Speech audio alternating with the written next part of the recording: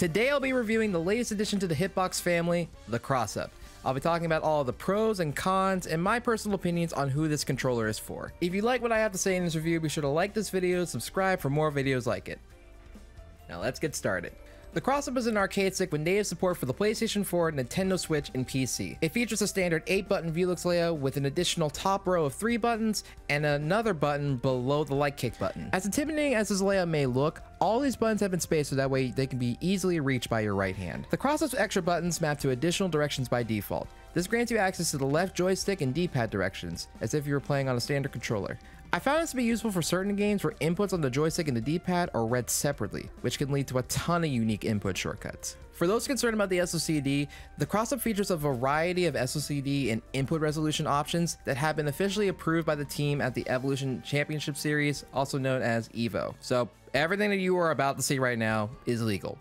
Just keep that in mind. The CrossUp's unique selling point is its designer software. With the designer, you can change how you play in a lot of unique ways. The designer allows you to map any function from directions to button presses to anything on your controller.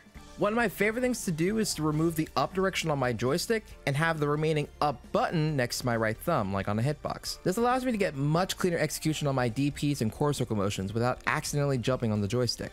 Now by default, the CrossUp's extra direction buttons are mapped to the D-pad buttons, but what you can also do is map them to the right joystick directions. Alongside the CrossUp's built-in camera control functions, you can play a wide variety of 3D games that you normally can't play on an arcade stick. It offers a unique gameplay experience that you can't find anywhere else. Those are some of the more practical layouts, but the CrossUp also allows you to do some really goofy stuff as well. And since the CrossUp allows you to save up to 3 unique profiles on the controller at a time, it's well worth it to experiment and try out every configuration you can think of. If you find any layouts that you like, you can save them as individual files that you can export and import to your controller as you see fit. And with the switch on the side of the CrossUp, you can switch between your layouts on the fly. The CrossUp's customization options not only make it a fun tool for fighting game technicians, but also for people who need those accessibility options. Fighting games, especially at a high level, are a very physically demanding genre, and sometimes the layout customization options within the game aren't enough, especially for people with a physical disability. It's nice to see another controller on the market that is this flexible to catering to your style of play, regardless of your situation. So how does it feel to play on this thing? The bottom of the CrossUp has a non-slip padding which keeps it stable on your lap and on a table surface. In my time with the CrossUp, I played everything from 2D and 3D fighting games to action platformers and tactical strategy games. As a fighting game player, it gives arcade stick players access to all the fancy shortcuts that hitbox players get to enjoy while sticking to the control style that they're used to. However, my experience with Smash Bros. Deserves special attention. If you want to check out my closing thoughts, then jump to the timestamp below. In the CrossUp Designer, the Smash Bros. Ultimate layouts have special functions for tilts. This helps not only with tilts and aerials, but also allows you to move your character at different walk speeds as well. With the CrossUp, I was able to perform combos and wave dash a little easier, but I had some gripes with my experience. Because the CrossUp uses the Sanwa JLF lever, I can only move at 8 specific angles.